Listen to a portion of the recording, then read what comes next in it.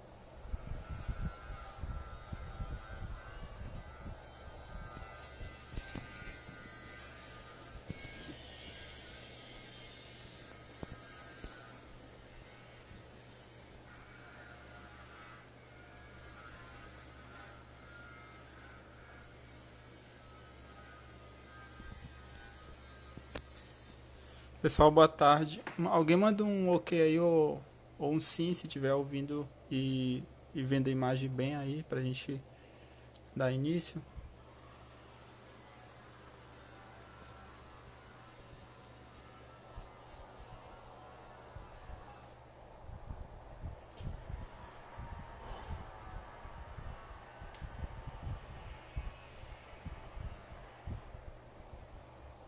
Certo. Tô esperando o Didio entrar também pra gente poder começar com a participação dele.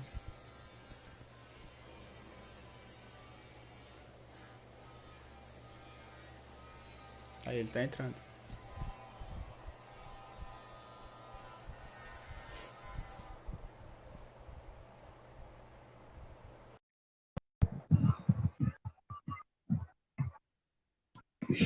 Bom, esqueci a água lá na geladeira, ó. Pega lá pra mim, tá na porta. A água na geladeira. Ah, tá na porta da geladeira. Ah. Que aí, Didio? E aí, Tranquilo. tudo tranquilo. Pessoal, pessoal tá entrando aí. Já tem uma galera já. Vamos já começar. Só pegar uma água aqui rapidão. Tá bom, de boa. Também o bebê é mim aqui. Preservar. Seguir Ah, aqui. que bom. Conseguir água aqui já. Acho que já dá pra gente começar. Já é 3h05. Consegue me ouvir? Consigo ver você também. Consigo, tá tudo tranquilo pra mim também.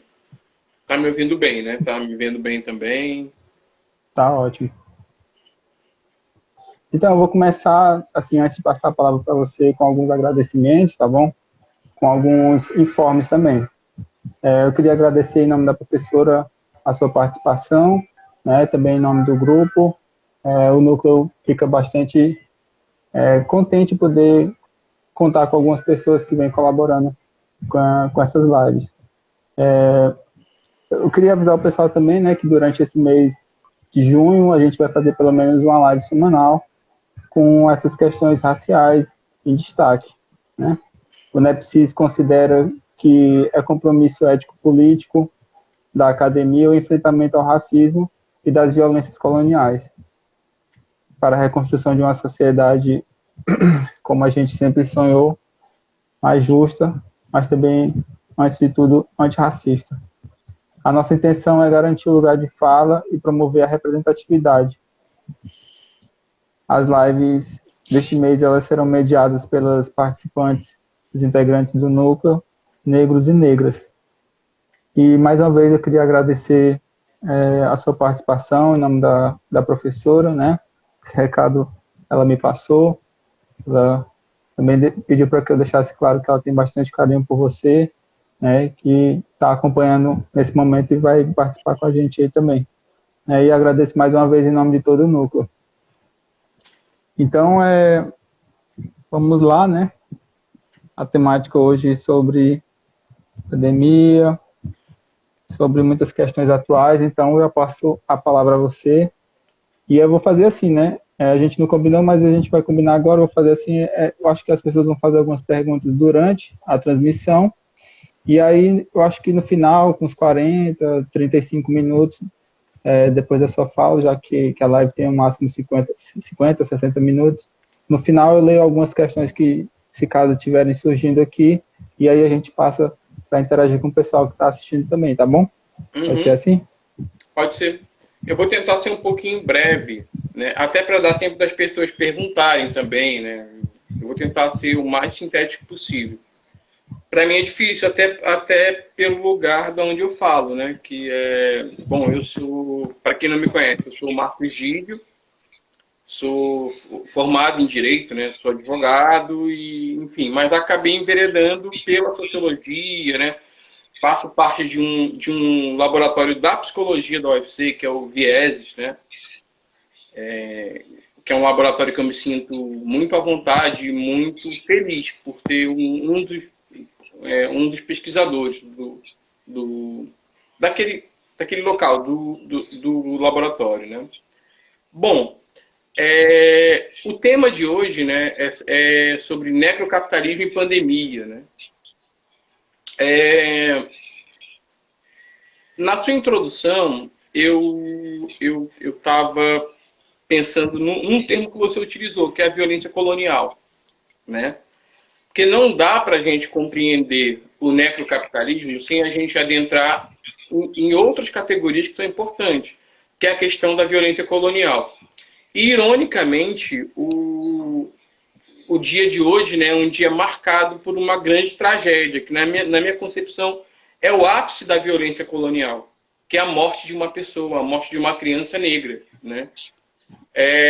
A grande maioria das pessoas, né, pelo menos nas redes sociais, algumas pessoas que eu conheço, estão muito à flor da pele, estão muito revoltadas e tal, né? Mas elas atribuem a esse crime, a isso que aconteceu, né, com o Miguel, uma fatalidade, que foi exatamente o que a polícia disse. A polícia falou que foi uma fatalidade, né? Na minha concepção, fatalidade é quando não há a ação direta ou indireta de uma pessoa, interferindo diretamente no resultado daquele evento, né? E no caso do Miguel, houveram várias ações que acabaram culminando nesse resultado. Primeiro, né? A gente está num período de pandemia. E os corpos mais expostos à lógica do coronavírus é o corpo negro. O corpo mais exposto à lógica do coronavírus é o corpo negro. Tanto que a mãe do Miguel, uma mulher negra, estava trabalhando na casa de uma mulher branca, em plena época de isolamento social, né? Segundo, o Miguel, ela não tinha com quem deixar o Miguel, porque a mãe dela, uma outra mulher negra, ela não podia ir porque ela poderia adoecer e morrer. Então ela acabou levando o Miguel para casa dela, para o trabalho, né? E o que mais me chamou a atenção foi o desdém que essa moça, né, via aquela criança negra, o desdém que aquela mulher negra ela via naquela criança, né? Tipo, o menino começou a chorar e ela, com desdém, ela simplesmente botou ele no elevador, apertou um botão qualquer, o elevador subiu, o menino entrou, desceu no nono andar, entrou numa daquelas instalações de ar-condicionado e caiu. E eu soube agora, né, o que mais me deixou estarrecido foi que eu soube agora nas redes sociais que ela colocou o menino não no elevador social, mas no elevador de serviço. Porque é o único elevador que tem acesso a essa questão do ar-condicionado, né? Mas por que eu estou contando essa história? Porque essa história do Miguel é uma história cravejada de violências coloniais, que nem sempre são percebidas, né? A partir do momento que alguém branco, né, que detém o poder econômico e que detém o poder simbólico, que detém o poder de mando em relação a determinadas pessoas, determina que uma mulher negra vá trabalhar num cenário de pandemia, isso é uma violência colonial, né? O que mais importa é a casa dela limpa, o que mais importa é a unha dela feita, né? A gente não sabe qual é a cor da manicure também que estava lá. e o que mais importa é o bem-estar dela em detrimento do bem-estar do outro. Então, esse caso era extremamente emblemático no sentido de desvelar uma violência que todos nós, negras e negros, somos submetidos cotidianamente, que é a violência colonial. Mas do que se trata essa violência colonial? E qual a relação dela com o chamado necrocapitalismo, né? Primeira coisa, no Brasil, nós temos o hábito de não elaborarmos, utilizando um termo da psicologia, a gente não elabora determinadas questões que aconteceram na nossa vida. Na nossa história, principalmente na história recente, né? A gente não elaborou as cicatrizes da colonização portuguesa branca, né? A gente não elaborou o racismo e a gente não elaborou a escravidão. Assim como a gente não elaborou as ditaduras, enfim, todos esses fenômenos que nos constituíram enquanto povo, enquanto nação, né? O Brasil ele foi forjado a partir de múltiplas violências. De violência de gênero, de violências étnico-raciais, de violência aos povos, entendeu? Enfim, várias violências nos constituíram enquanto povo. Então nós não elaboramos isso. E vocês, psicólogos melhores do que eu, sabem que quando a gente não elabora determinadas questões, essa questão volta e acaba reaparecendo, né? Aquilo que é chamado do retorno do recalcado, enfim. E esse caso do Miguel, ele me chamou a atenção pela sutileza, sabe? Pela violência, que não é uma violência dita e nem uma violência explícita, como costuma ser o assassinato do povo negro, né? Aqui no Ceará nós tivemos o caso do Juan, que foi um adolescente de 14 anos, morto pela polícia, né? Enfim, assassinado pela polícia pelo simples fato de estar numa noite de domingo na praça ouvindo música com outros adolescentes negros, né? Tivemos o caso da Ágata, tivemos o caso enfim, várias crianças negras que foram assassinadas. Já o Miguel não, o Miguel foi assassinado de uma forma sutil, né? O assassinato do Miguel se deu de uma forma sutil. E todos esses crimes, eles têm em comum uma lógica colonial. A lógica de uma raça, né? De uma raça hegemônica, que é a raça branca, ser superior a uma outra raça que é uma raça matável, uma raça subalternizada, uma raça que não vai passar daquele padrão estabelecido, né? É engraçado quando a gente fala em raça, quando eu falo em raça, né? Principalmente em sala de aula, né? Aí tem sempre um aluno, que geralmente é um aluno branco, que levanta o braço e fala, professor, mas não existe raça, né? A raça humana é uma só, né? Não sei o que. Eu concordo com essa afirmação. Só que, para efeito de raça, a gente tem que utilizar o conceito sociológico. A raça ela é uma construção social. E é a partir dessa construção social que a gente inicia o debate sobre racismo, né? E por que o racismo existe, né? Primeiro, o racismo ele não deve ser compreendido para que a gente compreenda, né, de uma forma correta. O racismo ele não deve ser compreendido como uma perversão humana, como algo ruim, de pessoas perversas, não. O racismo ele é uma relação de poder. Ele se constitui como uma relação de poder de uma raça em relação a outra, né? Uma raça que é hegemônica coloca-se superior a uma outra raça que é subalterna.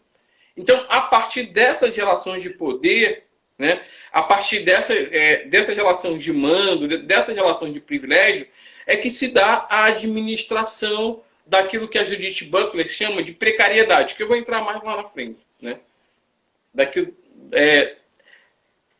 A Judith Butler, eu acho interessante o estudo dela, que ela pega um conceito do Durkheim, né? Do Emile Durkheim. Ela pega um conceito indiretamente, ela não diz isso, mas na minha percepção é que ela pega um conceito do Emile Durkheim e diz o seguinte, né? Que somos todos precários. A vida humana ela é precária, né? Existe uma certa precariedade em viver. A gente já nasce completamente precário. Porque quando a gente nasce e não vê alguém nos agasalhar, né, e nos prover de proteção, a gente morre. Então, a partir dessa dimensão precária, né, é que a vida humana é constituída. Só que a lógica política, ela distribui os graus de precariedade de acordo com vários padrões, né? De acordo com raça, de acordo com gênero e de acordo com o território. E qual é a instituição política que é feita para administrar essa precariedade, né? Para tornar a nossa vida menos precária? É o Estado. O Estado, a partir das políticas públicas, das políticas de educação, de saúde, né, de transporte, moradia, as políticas de segurança, é o Estado que minimiza essa precariedade. Mas olha que interessante, o Estado capitalista, ele trabalha, ele opera no sentido de contingenciar essas precariedades. Ele trabalha no sentido de distribuir essas precariedades de acordo com a dinâmica social. A precariedade na periferia, ela é bem maior do que a precariedade no centro. A precariedade do povo negro e de outros povos subalternos, ela é maior, administrada de uma forma mais cruel pelo Estado do que do povo branco, né? Então, a partir dessa noção de precariedade, de administração da precariedade, que a gente entra na dimensão da necropolítica e do necrocapitalismo, né? O que a pandemia fez? A pandemia, né, ela expôs exatamente isso. Ela expôs exatamente o que a Judith Butler chama de precariedade, né? Um vírus, uma partícula que não se sabe exatamente se ela é uma partícula humana ou se ela é uma partícula inumana. A gente sabe pouco do vírus, porque ela é uma partícula microscópica, que só dá para ser enxergada com equipamentos de alta precisão, né? Um vírus colocou em risco toda uma civilização, né? Ou seja, um vírus nos lembrou que nós somos precários, que nós somos frágeis, né? E a partir desse vírus, né, montou-se toda uma política de governo em escala mundial para tornar a vida das pessoas menos precária em relação a esse vírus. Só que nessa administração da precariedade que é dada pelo Estado, né, a partir de políticas públicas, algumas pessoas estão mais precárias do que as outras, né? Tipo, por que a mãe do Miguel ela teve que ir trabalhar, né? Se expondo, ou seja, sendo mais precária do que a patroa que estava em casa lá, né, fazendo as unhas. Exatamente porque o Estado ele administrou essa precariedade favorecendo pessoas de pele branca como a patroa da mãe do Miguel, e desfavorecendo pessoas de pele mais escura, como eu, como você, e como a mãe do Miguel e o próprio Miguel, né? Então, essas precariedades, elas não são casuais, elas são administradas de acordo com uma diretriz política, né? Basta você ver o número de pessoas que estão morrendo pelo coronavírus, né? Antes acreditava-se que o coronavírus ele ia ficar só nas áreas nobres, né? Ou melhor, acreditava-se não. Antes, no começo da pandemia, o coronavírus ele atingiu somente as áreas ricas. Eu não sei se aí no Piauí foi do mesmo jeito. Aqui no Ceará começou nos bairros maior IDH, como Meireles, né, como Aldeota, e as pessoas desses bairros, né, o índice de mortalidade ele foi pequeno em relação a outros bairros. Então, quando a pandemia ela começou a se alastrar pelas áreas periféricas da cidade, né, ela desnudou exatamente um estado de precariedade, muitas vezes promovidas pela ação e pela omissão do Estado. Olha que interessante, na comunidade que eu pesquiso, que é a comunidade do Lagamar, né, eu fui lá entrevistar uma pessoa e a casa dessa pessoa toda, ela é do tamanho da sala da minha casa, só da sala, e eu moro num apartamento pequeno. a casa toda dessa pessoa era do tamanho só da minha sala, né? E nessa casa moram 6 pessoas. Aí eu pergunto para vocês, como é que a gente vai... Como é que essas pessoas vão ficar no isolamento social, que elas moram numa casa de um cômodo, do tamanho da sala de um apartamento de classe média, em um apartamento pequeno, né? Então, a precariedade, essa administração da precariedade, esse esgarçamento dessa administração de precariedade, ela fica patente nesse contexto de pandemia, né? Onde a ausência histórica do Estado, ela é vista. Não tem como a gente negar, né? Tipo, direitos básicos, como direito à moradia, direito à saúde, direito... Enfim, todos esses direitos, né? São direitos iluministas, né? Que estão previstos lá no iluminismo, né? Todos esses direitos, eles são relativizados. Eles são quase que postos em segundo plano, né? Principalmente pela lógica do capital. Porque qual é o discurso do capitalismo, o que eu estou chamando agora de necrocapitalismo, né? É que a economia não pode parar, porque vai ser muito pior se a economia parar. Então, é a partir dessa dinâmica, né?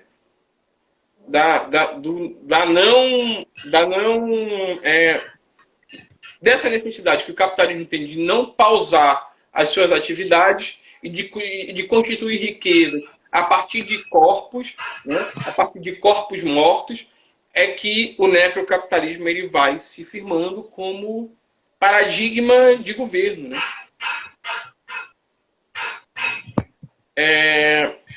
Então,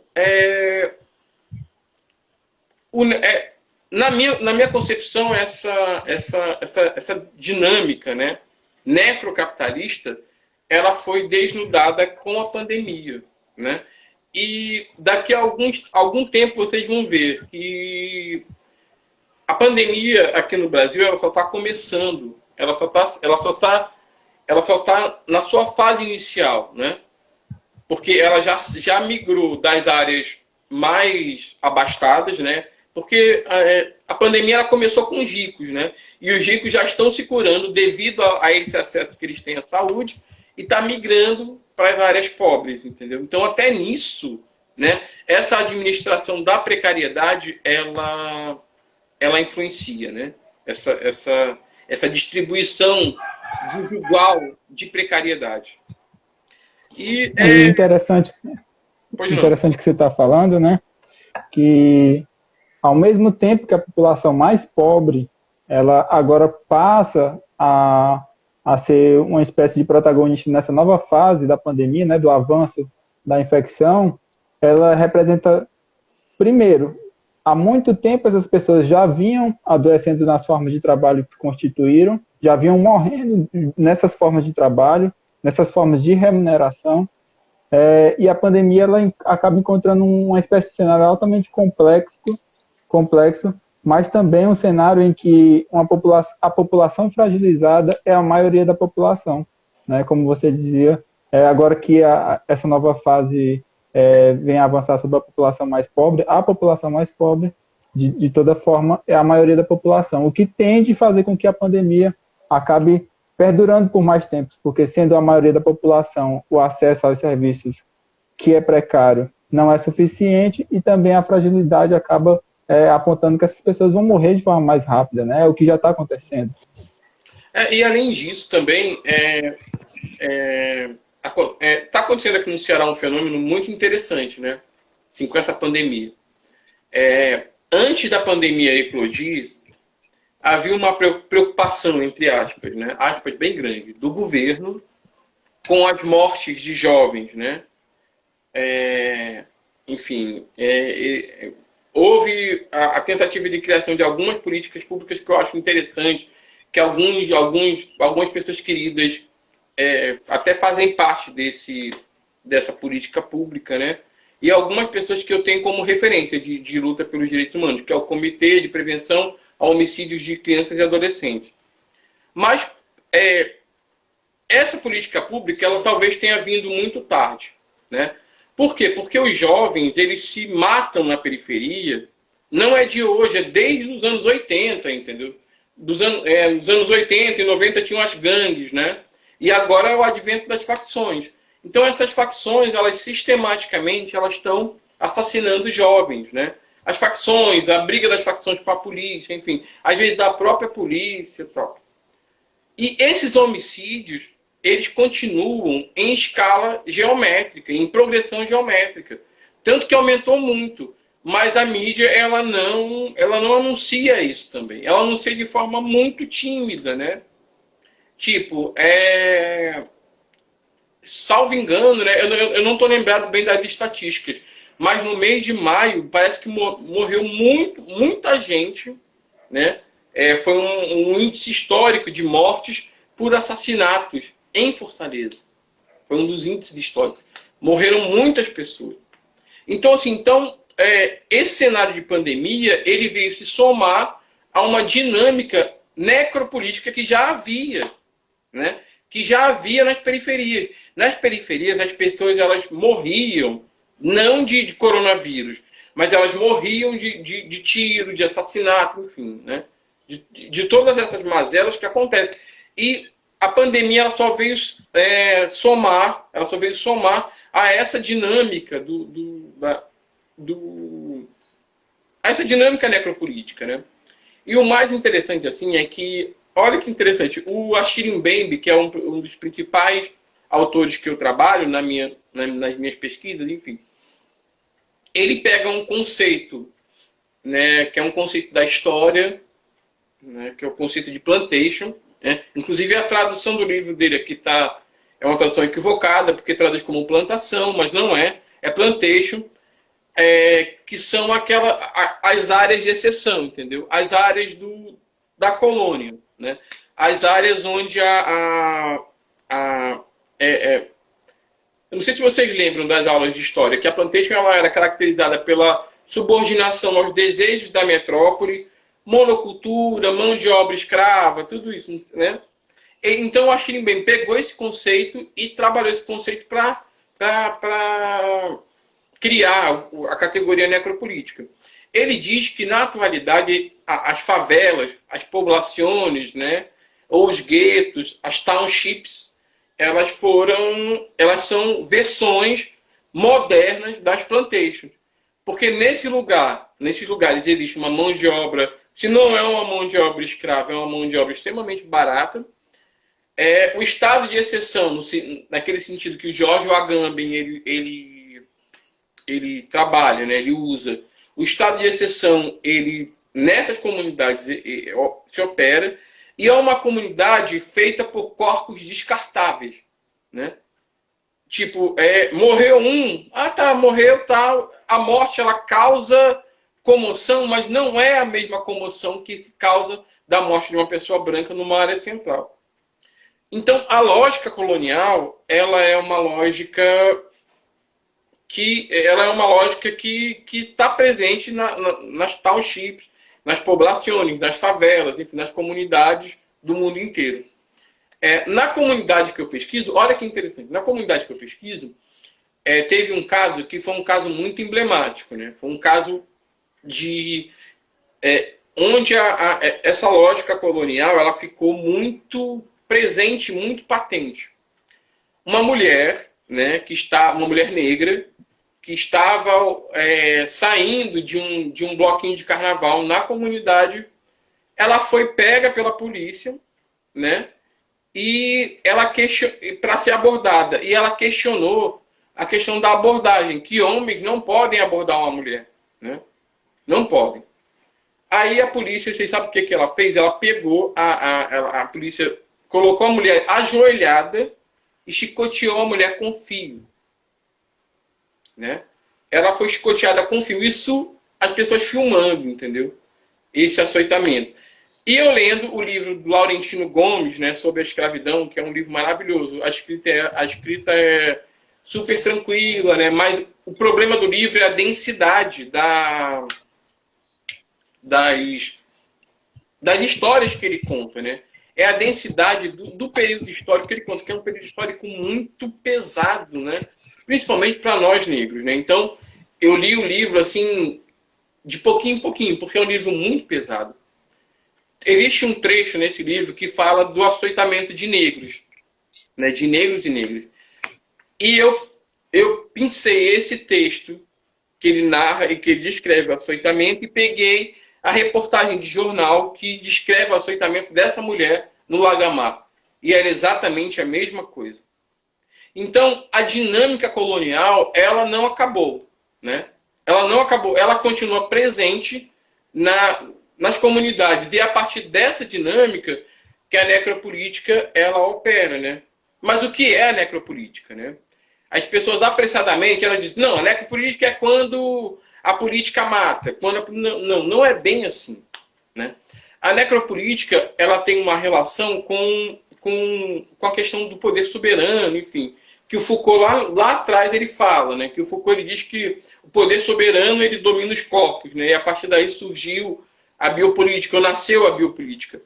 A necropolítica ela escolhe os corpos que são matáveis.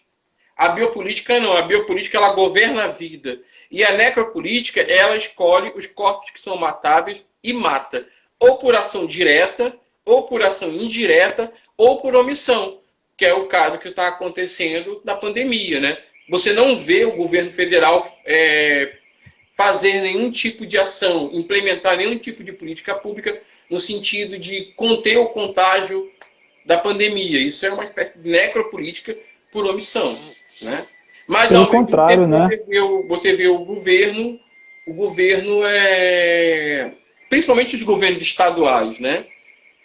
Aumentarem o efetivo das forças policiais, principalmente nessas áreas, né? Aqui no Ceará a gente tem um governo de esquerda, do PT, né? As pessoas acham esse governo o máximo e eu tenho muitas restrições em relação a ele, né? Uma das minhas queixas e das minhas observações em relação a esse governo é que eles só apontam os erros, que eles só apontam as necropolíticas dos outros, do Bolsonaro, né? Eles falam do Miguel, eles falam da Ágata, eles falam de vários adolescentes que foram mortos, mas eles não falam do Juan, aquele menino que eu falei no começo, né, que foi morto pela polícia. Eles não falam da chacina de Messejana. Não há um enfoque nisso. E não há um interesse do governo nesse sentido, não tem, né? Pelo menos a minha leitura é que o governo ele não se interessa em minimizar, né, essas ações policiais desastrosas, né? Que as pessoas dizem, não, mas isso é exceção, né? A regra é que a polícia é maravilhosa. Não é. Né? A polícia ela foi criada exatamente para isso. Ela foi criada exatamente para contenção de barreiras sociais e sanitárias. Isso não sou eu que falo, não. Isso aí quem fala é a Cecília Coimbra, né? Uma das minhas referências também, né? A polícia brasileira, a polícia mundial, ela foi feita exatamente para contenção. E era o que eu estava falando na live anterior que eu fiz, né? Foi 3 dias atrás. A história da nossa polícia, ela não é uma história de uma polícia cidadã, não é. As primeiras experiências de policiamento que a gente teve foi a partir dos feitores, né? Dos feitores de escravos. Porque com a ampliação dos centros urbanos na época do Brasil colonial e do Brasil império, era preciso escravos que fizessem serviços, como recolher o lixo, recolher excrementos, capinar as ruas, pintar as casas. Então, esses escravos eles precisavam de vigilância. E aí, os feitores eles ficavam encarregados dessa dinâmica vigilante, né? Então, a colonialidade, né, ou a colonialidade do poder e a colonialidade do saber, ela até hoje ela é presente, né? A gente não se livrou dela, ela só ganha mais outras roupagens, né? E na minha opinião, Miguel, ele além de ter sido morto pelo racismo, ele foi morto pela mentalidade colonial do nosso povo, da gente, né? E das nossas elites. E você falando aí, né, do papel da polícia nesse processo de colonização do Brasil, nesse processo também de uma espécie de açoitamento social, né? Até porque também o açoitamento, além de ser uma ação que ocorre de forma direta no corpo, ele também é uma espécie de humilhação cotidiana, né? Eu vejo, por exemplo, essa tentativa forçosa de reabertura do comércio, como se isso pudesse reacender a economia brasileira de uma forma mágica, etc. Mas quando eu vejo as cenas quase todos os dias deles lotando aqueles ônibus, né, com a classe trabalhadora diariamente em circulação pelas cidades, eu fico imaginando, né, que tipo de destino eles estão construindo para essas pessoas que eles estão empurrando para a tentativa de reabertura do comércio, reabertura das indústrias, seja lá o que for, né? Então é uma espécie de açoitamento também, uma espécie de humilhação, essa participação da elite brasileira em tentar empurrar as pessoas para aquilo que elas já estavam vivendo há muito tempo, né? Já estão vivendo há muito tempo, né? Formas de adoecimento, formas de matança, formas de precarização da vida. E o mais interessante nesses processos, né, é que a gente está vivendo uma coisa que alguns teóricos chamam de uberização da vida, né?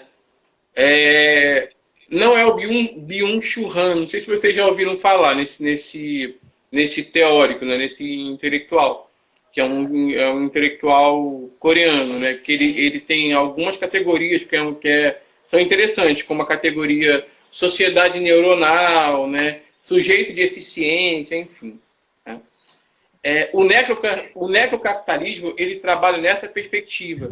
Ele abandona aquela história da luta de classes, né, que o Marx ele trabalhava, né? Não existe mais essa dicotomia entre burguês e empregado, né? Entre burguês e trabalhador, né? Não existe. Tipo, se você não deu certo, né, a culpa é sua, né? Então existe essa questão da autonomização da culpa. A culpa é sempre minha. A culpa não é do sistema, né? Eu que não soube ser empreendedor o suficiente, né? E aí, a grande cereja do bolo é a multiplicação exponencial de coaching. O que é o coaching? Assim, nada contra quem é coaching. Eu tenho até amigos que são coachings e tal. Mas a minha concepção é que o coaching, ele trabalha exatamente nessa perspectiva de implementar a subjetividade da eficiência, entendeu? Não, eu sou autônomo, né? Eu não dependo do Estado, né? Eu que tenho que fazer as minhas coisas. Se eu não fizer por mim, ninguém vai fazer, né? Eu não consegui não consegui chegar lá porque eu não me esforcei o suficiente, né? Então, o necrocapitalismo, ele tem essa dinâmica. Ele se ocupa das subjetividades, deslocando a culpa dessa dinâmica, né? Dessa dinâmica injusta, né? Dessa dinâmica desigual, dessa dinâmica de apartamento social mesmo, né? Para o sujeito, tipo, se eu moro na favela, a culpa é minha, né?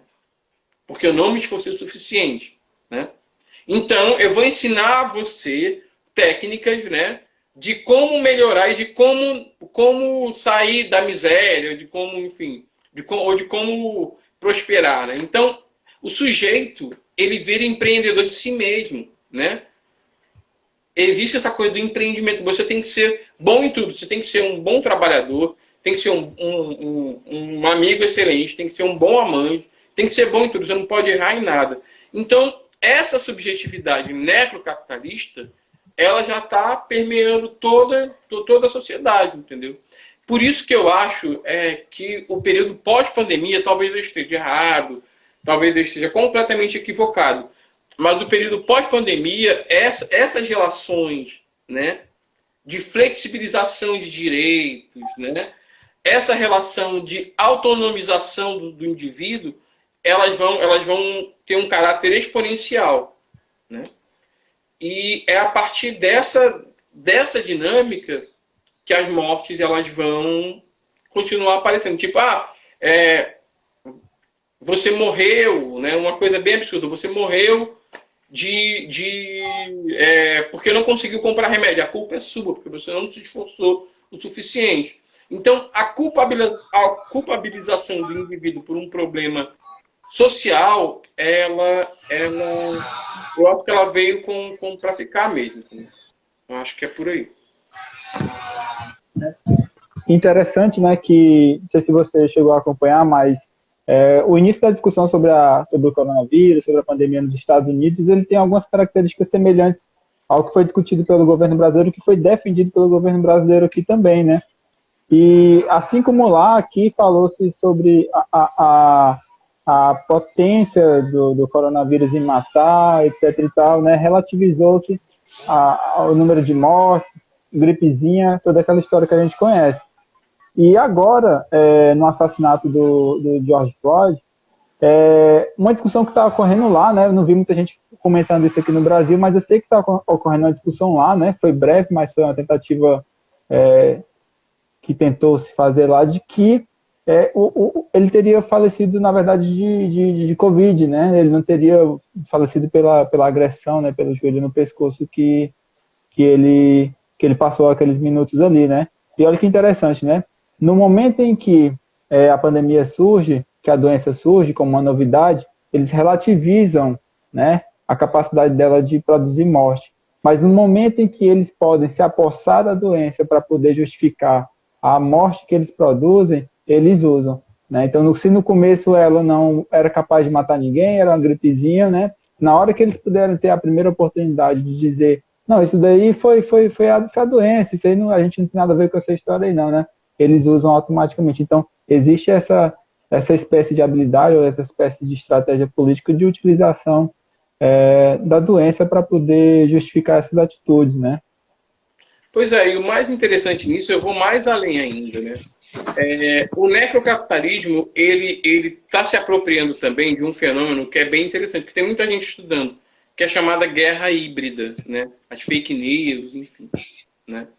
As pessoas, elas estão duvidando de coisas científicas e óbvias, né?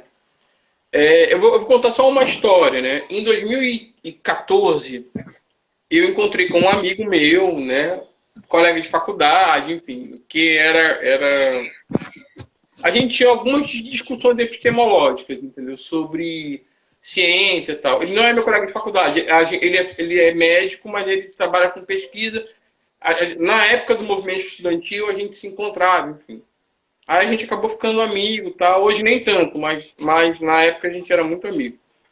E aí ele dizendo, né, que sociologia não era ciência, porque qualquer pessoa podia criar uma teoria maluca e essa teoria ter como verdade, porque não precisava de comprovação. Assim como a psicologia, né, que psicanálise não era ciência, enfim. E ele citava isso como prova a história da desconstituição, né? Se qualquer pessoa que quiser falar alguma coisa, fala e essa coisa é tida como ciência. Já na área médica e na área exata, não, isso é impossível de acontecer. Porque é uma coisa comprovada cientificamente. 2019, ano passado, eu encontro com ele de novo. Aí eu bato no ombro dele e falo, e aí? Você ainda tem aquela opinião mesmo, né? De que sociologia é uma ciência menor, porque não precisa de comprovação, né? Aí ele olhou para mim e ficou calado. Exatamente por isso. Por quê? Porque, primeiro, né, tem gente duvidando que a Terra ela é redonda. Duvidando, não tem gente dizendo que a Terra não é redonda, que a Terra é achata, que a Terra é plana, né? Tem gente que acha que vacina, que não precisa tomar vacina. Tem gente que, sem ser médico, sem ser infectologista, receita hidroxicloroquina, né, para as pessoas, para que elas sobrevivam, né? Então, é exatamente isso. O necrocapitalismo, ele opera exatamente dessa apropriação de certezas, entendeu? Que é propagado pelas fake news. Então, a questão da guerra híbrida, né, da guerra de informações, que foi muito potencializada, principalmente para as redes sociais, ela favorece muito essa atmosfera necrocapitalista, né? É tipo, não se previne não que o coronavírus é uma invenção comunista. Eu já ouvi gente dizendo que o coronavírus era uma invenção comunista. Uma invenção da China para a China assumir, né, o lugar dos Estados Unidos, né? Eu já ouvi gente dizendo que o globo terrestre foi uma montagem, né? E aí quando você pergunta de onde é que a pessoa tirou isso, a pessoa diz, não, vi na internet. Então, o necrocapitalismo e a questão da guerra híbrida, da mentira, das fake news, né, ou das notícias falsas, eles são muito próximos, né? Tanto que as fake news, elas elegem políticos, né? Baseado em mentiras, entendeu? E isso vai ser um grande desafio, né, para aqueles que se propõem a manutenção da democracia nos próximos anos, nas próximas décadas, talvez, né? Essas políticas digitais, elas têm ganhado força, né? Essa semana eu chamei a atenção de alguns colegas sobre como essa estratégia de hackeamento, de vazamento, de lixamento, de cancelamento virtual, ela tem se intensificado cada vez mais, né? E isso coloca as redes sociais sobre dúvida de segurança, mas também coloca as redes sociais sobre essa dúvida da capacidade delas de realmente poder ser um veículo de articulação das forças democráticas. E isso vai ser debatido durante as próximas décadas, com certeza. E porque assim, o grande assassinato dessas épocas é o assassinato, sobretudo, de reputações, né? Porque hoje em dia, existe essa exponencialização das reputações, da imagem, né? A imagem da gente, ela é muito importante. Então, existe esse assassinato, né? E as pessoas, nas redes sociais, elas fazem isso. Então, a dinâmica dessas épocas é exatamente essa, uma dinâmica de assassinato de reputações, de rapidez de informações, e às vezes a gente nem se liga, né, se aquelas informações elas são falsas ou não. Eu mesmo, né, nessa coisa da rapidez das redes sociais, da rapidez da internet, diversas vezes eu compartilhei notícias que eram falsas, né, sem saber, entendeu? Agora, eu, que sou uma pessoa relativamente preocupada com essas questões, faço isso. Imagina a pessoa que não faz isso, né? Que não se preocupa, que isso não é um problema para ela, né? Enfim, então isso, né? Então, a apropriação do conhecimento, né? Pelo falso conhecimento, a substituição do conhecimento científico, do conhecimento real, pelo conhecimento não científico, duvidoso e virtual, ela já está acontecendo, né? Isso, de certa forma, acaba favorecendo essa ambiência necrocapitalista, né? Na verdade, esses linchamentos virtuais, eles são a antessala para um linchamento real mesmo, né? Basta você ver um caso que aconteceu em São Paulo, acho que foi em 2015, né? De uma mulher que foi acusada de fazer bruxaria com crianças. Espalharam boatos dela na internet, que ela fazia bruxaria com crianças, e as pessoas acreditaram, né? Isso foi no Guarujá, em São Paulo. As pessoas acreditaram. Santos, e aí, o que aconteceu?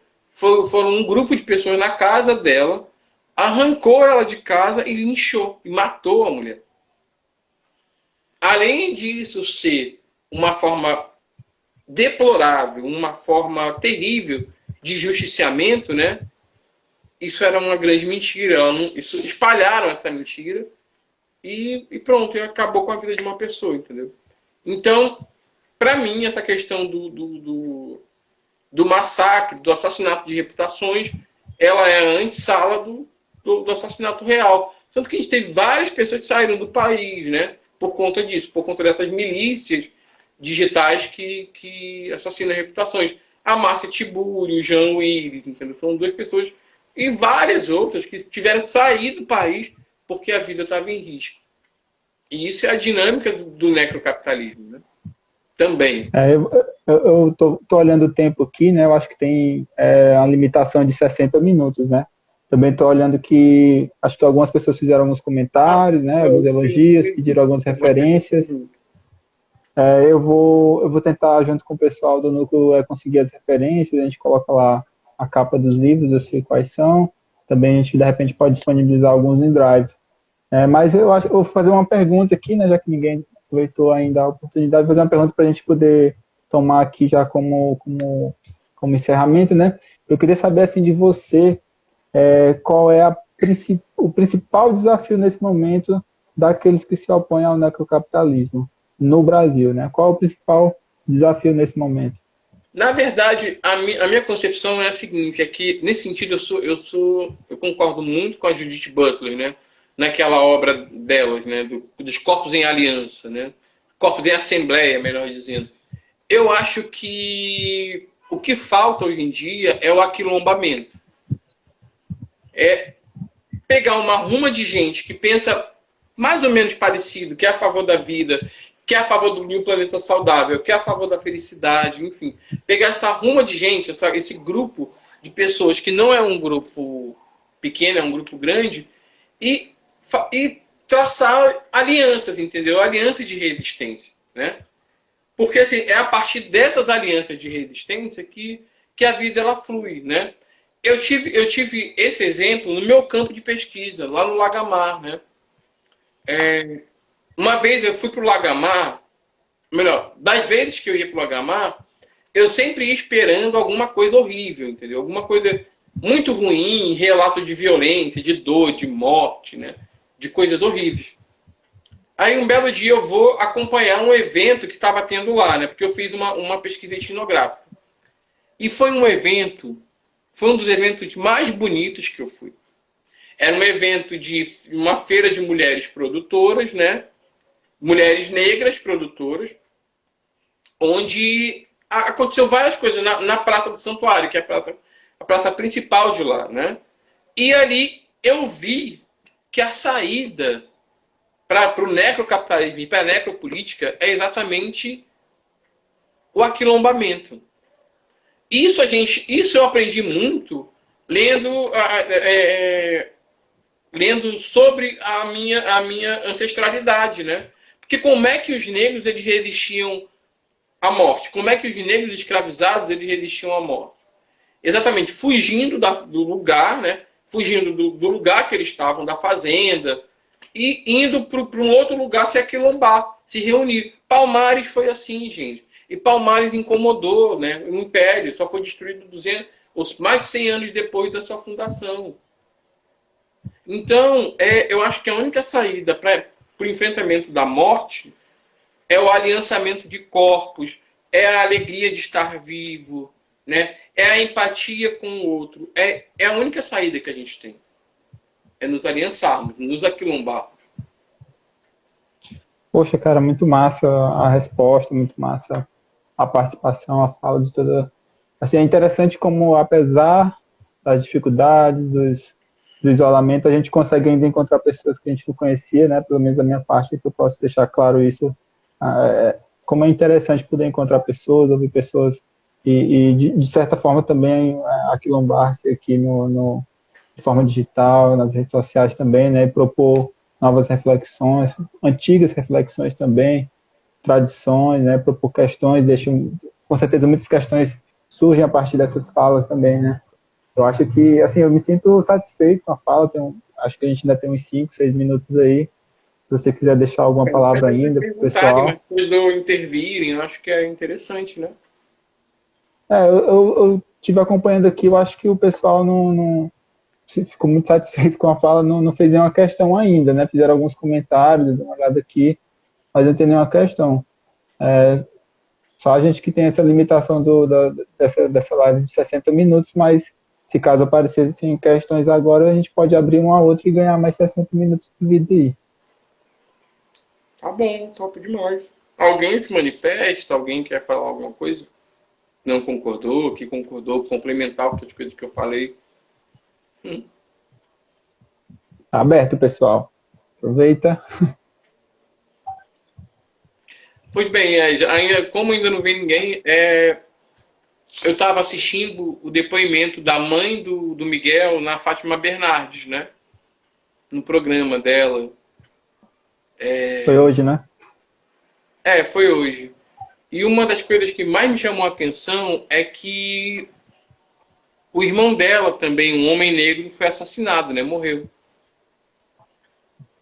E aí ela falava para a mãe dela no sentido de consolar, né? Mãe, o Miguel tá com fulano, que é o meu irmão, né? Então, a morte, né? Para a população negra periférica, ela é muito premente. Ela é uma realidade, entendeu? Tanto que a expectativa de vida, né, de uma pessoa de um jovem, né, de um jovem envolvido com tráfico, enfim, ela é infinitamente menor do que a de um não envolvido, né? E além disso, a expectativa de vida de um jovem negro, ela é infinitamente menor do que a expectativa de vida de um jovem branco. Isso é uma coisa para a gente pensar, né? Porque se você pegar tanto os indicadores de violência, outros indicadores sociais, você vai perceber que as vidas mais precarizadas são as vidas negras e periféricas. E ainda dentro da periferia, ainda tem um fenômeno bem interessante, que é um escalonamento racial. Se você for branco de olho claro e morar na periferia, você tem um status mais considerado, entendeu? Tanto que lá no lugar que eu pesquiso, as pessoas falam, vixe, fulano é branco, nem parece que é daqui, né? Principalmente quando o cara tem o biotipo, o padrão branco, né? Ou seja, quando o cara tem uma imagem palatável ao narcisismo branco, ao narcisismo da branquitude, né? Quanto mais clara a sua pele for, menos precária a sua vida é. Massa. A Priscila fez uma pergunta aqui sobre como que o necrocapitalismo se relaciona, se associa ao racismo estrutural e afeta os corpos negros, e também sobre como que o racismo e a invisibilidade social que afeta e violenta corpos e vidas indígenas. Eu acho que sobre essa relação do necrocapitalismo com essas formas de invisibilidade, de afecção dos corpos e também do racismo estrutural. Se dá para você ver a pergunta aqui. Bom, sobre essa questão, dentro do colorismo, né, talvez eu não me atrevo a me aprofundar no colorismo porque eu não domino muito essa teoria. Mas dentro do colorismo, os indígenas eles estão considerados negros. Até dentro da concepção de negritude do Achille Mbembe, os indígenas eles estão incluídos dentro dessa concepção de devir negro no mundo. Porque os indígenas eles são considerados uma população subalterna. Então, atividades de mineração, né, atividades de mineração, agronegócio, a catequização, né, a catequização de indígenas, elas são instrumentos do necrocapitalismo. Tanto que eu estava lendo um dia desses na revista Cult, né, sobre essa questão da nova catequização ou do neocristianismo, né, que muitos missionários evangélicos eles estão indo para as aldeias indígenas convertê-los. Então, isso acaba acarretando o epistemicídio, né? Aquele conhecimento construído durante séculos, né? pela cultura indígena e vai se perdendo, né? A lógica neopentecostal ela acaba assumindo. E ela também é uma das faces, né? Do necrocapitalismo, entendeu? Eu acho que as igrejas neopentecostais, com todo respeito a quem processa essa fé, né? Mas as igrejas neopentecostais, essas igrejas neopentecostais mais com cara de empresa, elas são a face religiosa do necrocapitalismo. Porque elas pegam, elas se apropriam da fé para lucrar, né? E assim é com a catequização de indígenas, assim é com a concessão de canais de televisão, assim é com a venda de produtos sagrados, entendeu? Então, tudo isso tem uma relação com o necrocapital, né? Então, eu vou encerrar aqui, né? Faltam 10 segundos. Já